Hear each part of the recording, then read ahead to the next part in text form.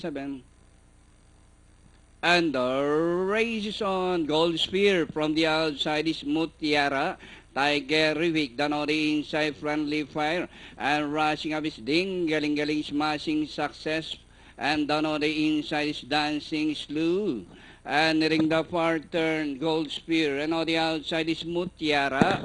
And racing in third is Tiger Rivik. Ding, galing racing in fourth, Friendly Fire, smashing Success.